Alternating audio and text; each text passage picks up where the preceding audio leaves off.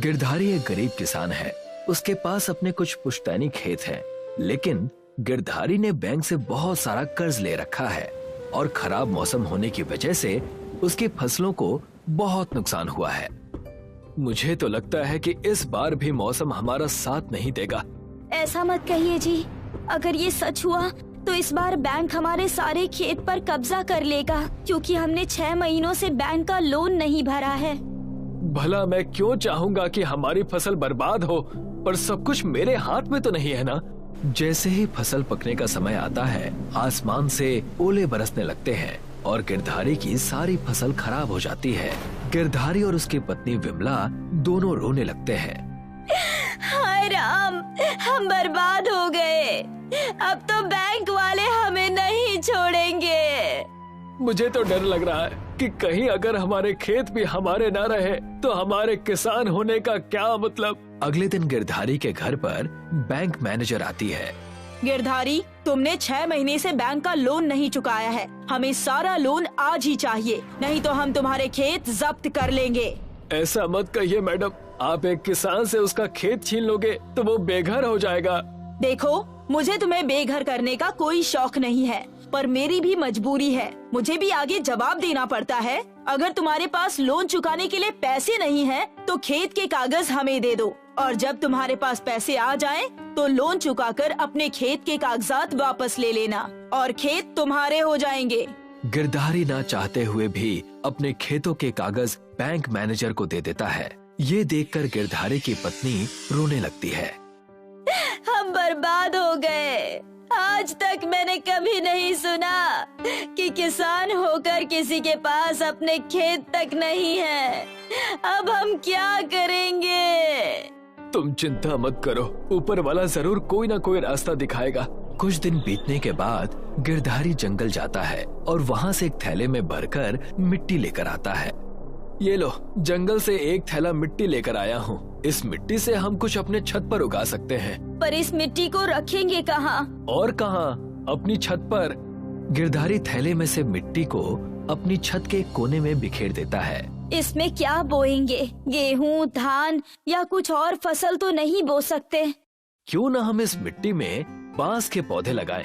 वैसे भी आजकल बाजार में बांस की बहुत मांग बढ़ गई है। हाँ, ये ठीक रहेगा। ठीक है, मैं अपने दोस्त से कुछ बांस के पौधे लेकर आता हूँ। गिरधारी जाकर अपने दोस्त से बांस के कुछ छोटे छोटे पौधे उधार मांगकर लाता है और अपने छत पर गिराई हुई मिट्टी में रोप देता है।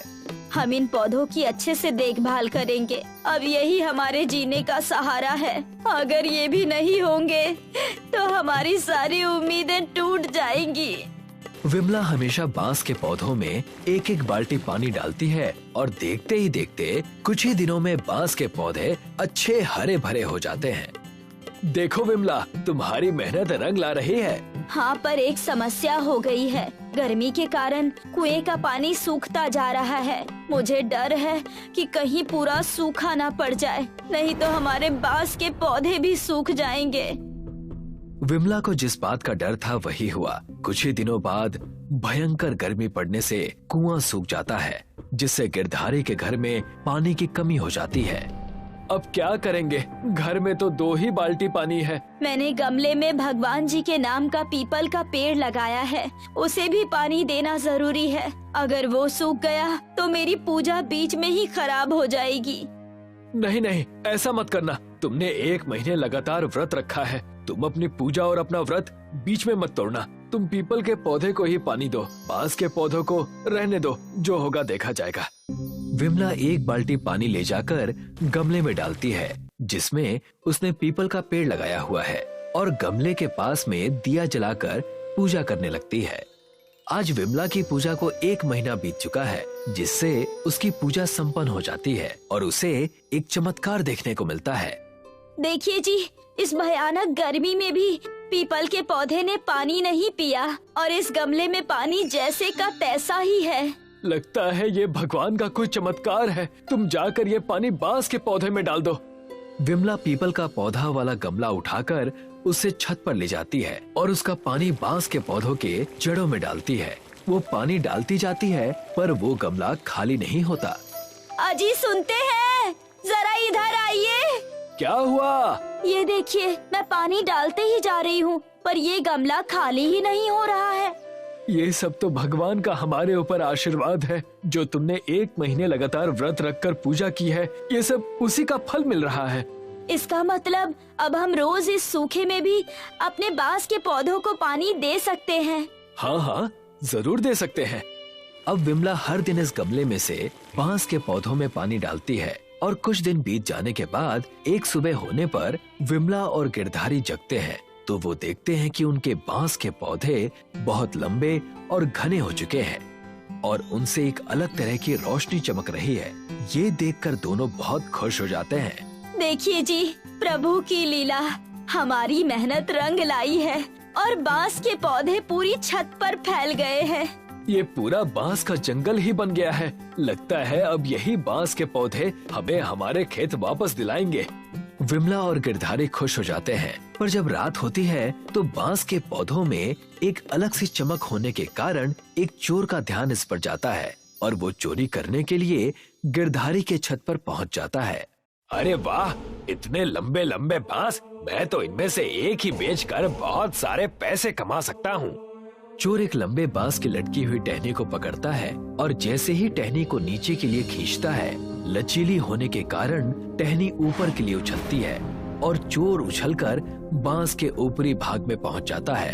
अरे बाप रे, मर गया मैं। यहाँ कैसे आ गया? अब नीचे कैसे उतरूंगा? अगर यहाँ से गिरा तो मेरी हड्डी पसली सब टूट जाएगी। चोर दूसरे बांस के तने में पैर रखकर नीचे आने की कोशिश करता है, पर वो बांस भी लचीली होने के कारण उसे उछाल देती है और चोर वहाँ से दूर जाकर एक रेगिस्तान में गिर जाता है। अगली सुबह गिरधारी उठता है और विमला के साथ मिलकर बांस काटने लगता है। मुझे लगता है बांस अब पूरी तरह से काटने के लिए तैयार है। हमें इन्हें काटकर बाजार में ले जाना चाहिए। हाँ, वैसे भी फसल बोने का समय नजदीक आ रहा है। उससे पहले हम इन्हें बेचकर अपने खेतों को बैंक से छुड़वा लेंगे। विमला और गिरधारी दोनों मिलकर बांस काटते हैं और उन्हें बाजार में ले जाते हैं। तभी एक सुनार की नजर गिरधारी पर जाती है और वो गिरधारी के पास आकर कहता है, सोने के बांस कहाँ लेकर जा रहे हो? ये तो बहुत कीमती है। मैं इन्हें बेचने जा रहा हूँ। तुम ये सोने के बांस मुझे बेच दो, मैं तुम्हें इनकी अच्छी कीमत दूंगा। गिरधारी सभी सोने के बांसों को सुनार को बेच देता है और सुनार इसके बदले गिरधारी को बहुत सारे पैसे देता है। इन पैसों को गिरधारी बैंक में जमा कर देता है और अपने खेतों को बैंक से छुड़ा लेता है। ये लो, बैंक ने हमारे कागज वापस दे दिए। अब हम खेती कर सकते हैं। अगले दिन विमला और गिरधारी अपने खेतों को जोतने और उनमें फसल बोने के लिए खेतों की तरफ निकल पड़ते हैं। अब गिरधारी और विमला अपने खुद के खेतों में खेती करके अपना सुखी जीवन जीने लगते हैं। स्नेहा एक बिन माँ की बच्ची थी जो अपने पिता के साथ रहती थी। उसके पिता श्रीकांत एक किसान थे। उन्होंने स्नेहा के लिए दूसरी माँ लाने का विचार किया और दूसरी शादी कर ली, पर श्रीकांत की दूसरी बीवी ममता स्नेहा को बिल्कुल भी पसंद नहीं करती थी। एक दिन, स्नेहा, पूरे दिन तुम रोटियां तोड़ती रहती हो, कुछ काम धाम है या नहीं? हाँ बोलो माँ, आप क्या काम करवाना चाहती हैं? मैं कर दूंगी। ये लो पैसे और पास की सब्जी मंडी से सब्जी ले आओ। ठीक है माँ। स्नेहा पैसे लेकर सब्जी मंडी चली जाती है और जब वापस आती है तो, माँ आज तो सब्जी बहुत महंगी है। सारे पैसे उड़ाई क्या? माँ आज सब्जी मंडी में सब्जी महंगी होने की वजह से थोड़ी सी ही सब्जी आ पाई है। सब्जी महंगी थी या उन पैसों से चाट पकौड़ी खा ली है? मैं सब जानती हूँ। थोड़ी सी ढील दी नहीं और तेरा उड़ना शुरू हो जाता है। अब नहीं माँ, मैं सच कह रही हूँ, मैंने कुछ नहीं खाया। चल रसोई में जा और खाना बना। खाना वाना कुछ बनाती नहीं, बहस करवा लो इस लड़की से। पता नहीं कब तक मूंग दलेगी मेरी छाती पर। स्नेहा रसोई में खाना बनाने चल देती है। मुझे कैसे न कैसे करके इस लड़की से अपना पीछा छुड़ाना होगा। बस मैं क्या करूं जो इस घर से चली जाए ये, नहीं तो मुझे जीवन भर इसे झेलना पड़ेगा। तभी ममता को एक उपाय सूझता है। ममता अपने सोने का हार स्नेहा के कमरे में छुपा देती है।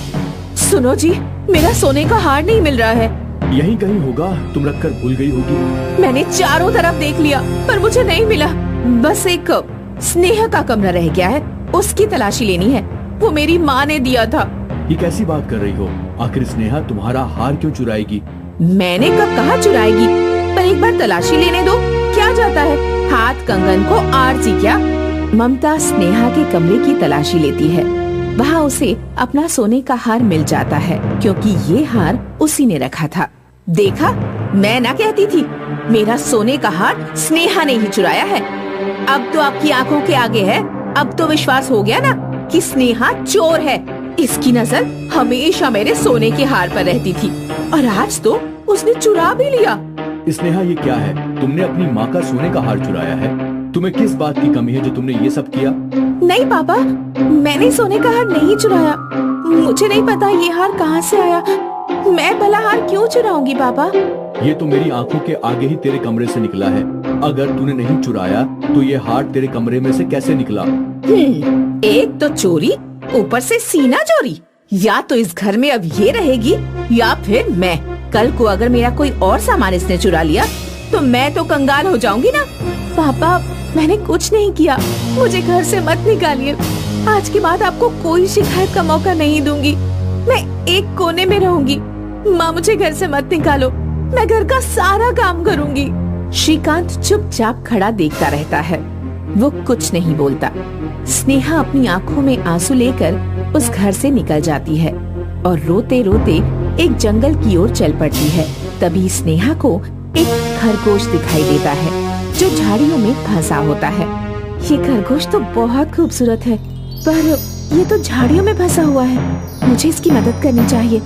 इसे तो झाड़ियों से चोट भी लग गई है। वो उसे झाड़ियों से निकाल देती है और जड़ी बूटी को उसके घाव पर लगा देती है।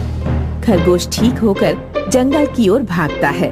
वो खरगोश के पीछे पीछे घने जंगल के अंदर पहुंच जाती है। अरे, मैं ये कहाँ आ गई? ये तो घना जंगल है, इसमें तो बहुत सारे जंगली जानवर भी रहते होंगे। अब मैं क्या करूँ? स्नेहा उदास होकर बैठ जाती है। ऐसे बैठने से कुछ हासिल नहीं होगा, मुझे कुछ करना होगा। मैं घर वापस भी नहीं जा सकती, मेरा तो कोई ठिकाना भी नहीं है। मुझे यहीं पर रहना होगा, इस जंगल में। पर मैं इस घनघोर जंगल में जंगली जानवरों के बीच कैसे रहूंगी? अच्छा है, कोई जानवर मुझे खा जाए, क्योंकि अब मेरा जीवन निरर्थक है। पापा ने मुझे निकाल दिया और माँ मुझे छोड़कर चली गई। अब मैं जीकर भी क्या करूंगी? वो ऐसा विचार कर रही होती है, तभी वो खरगोश वहाँ आ जाता है। स्नेहा, तुम बहुत ही नेक लड़की हो। तुम ऐसा विचार कैसे कर सकती हो? तुम्हें तो अभी और जिंदगी जीनी है। स्नेहा चौंक जाती है और इधर उधर देखती है। स्नेहा, चौंको मत, मैं बोलने वाला खरगोश हूँ। तुमने मेरी जान बचाई। तुम इस जंगल में निश्चिंत होकर रह सकती हो। यहाँ पर रहने में मैं तुम्हारी मदद करूँगा और तुम्हारी रक्षा भी करूँगा। वो कैसे? इस जंगल के सभी जानवरों को मैं समझा दूंगा, तो वो तुम्हारे पास कभी नहीं आएंगे और तुम्हारे दोस्त बनकर रहेंगे। बहुत बहुत शुक्रिया। तुम्हारे इस जंगल में रहने के लिए मुझे एक घर की जरूरत होगी, पर मेरे पास तो कुछ है भी नहीं। इसमें मैं तुम्हारी मदद कर सकता हूँ। यहाँ पास में ही बहुत सारे गन्ने हैं, उसमें तुम अपना घर बना सकती हो। जाओ, एक मजबूत और खूबसूरत घर बनेगा। स्नेहा को विचार बहुत अच्छा लगता है। वो उन गन्नों को तोड़कर ले आती है और एक बहुत ही सुंदर घर बनाती है। साथ ही नहाने के लिए एक स्विमिंग पूल भी बनाती है, जो बहुत ही आकर्षक होता है। उसके गन्ने के बने हुए घर से जंगल में एक रौनक सी हो जाती है। ये तो बहुत ही सुंदर घर बना है, सभी घरों से बिल्कुल अलग। वो उस घर में रहने लग जाती है। जंगल के सभी जानवर उसकी मदद करते हैं। एक दिन एक शिकारी शिकार करने वहाँ आ जाता है और उसे वो घर दिखाई देता है। ये घर तो बहुत खूबसूरत है।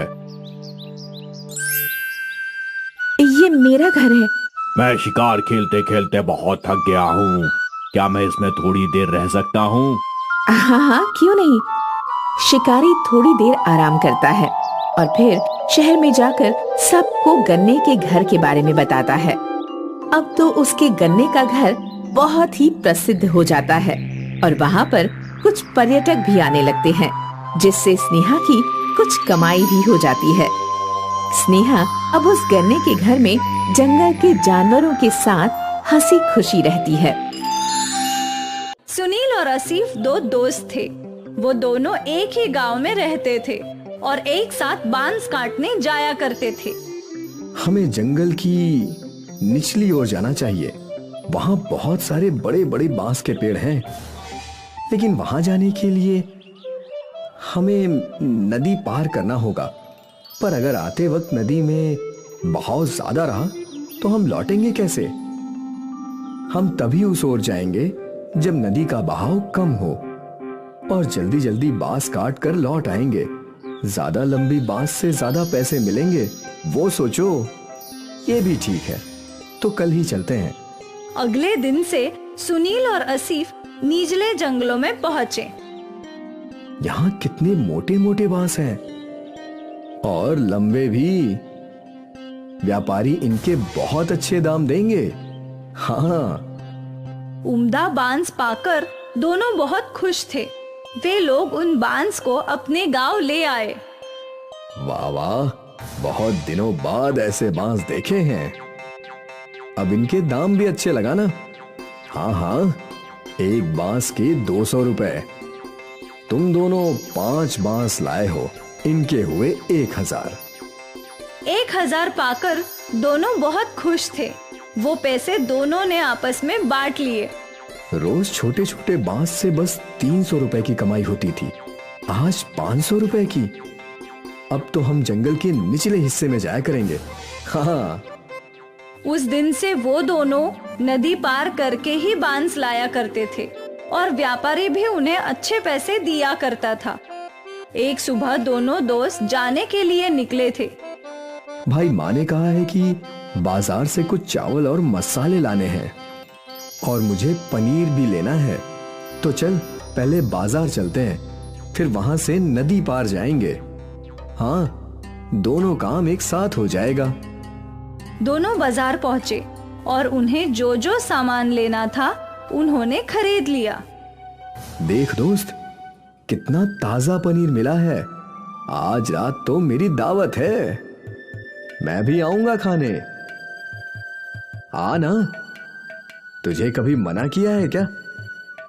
चल अब नदी पार चलते हैं, बांस काट कर बेचना भी तो है। हाँ हाँ।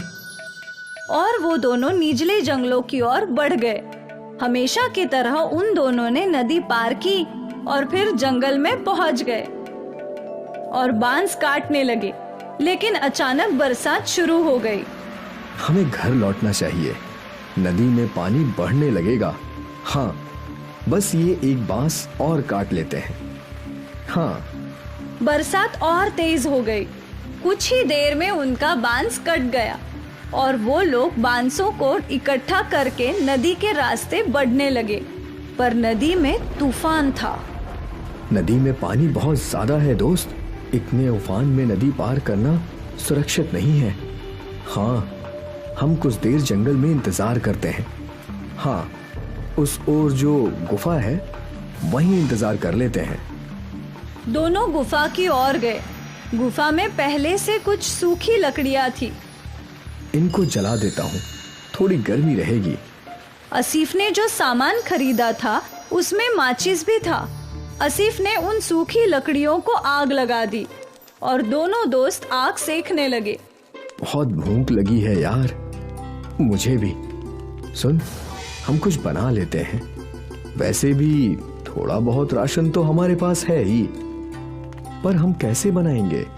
हमारे पास बर्तन तो नहीं है। तभी आसिफ का ध्यान बांस पर गया। हमारे पास बम्बू तो है, बम्बू के अंदर खाना पका सकते हैं। कैसे? तुमने बम्बू बिरयानी नहीं सुनी? नहीं, बम्बू में बिरयानी भी बनती है, पर हमारे पास मांस कहाँ है? मांस नहीं है तो क्या हुआ, हमारे पास पनीर तो है। पनीर बिरयानी बना लेते हैं। पर कैसे? तू देखता जा। आसिफ ने 2 बांस के टुकड़े काटे।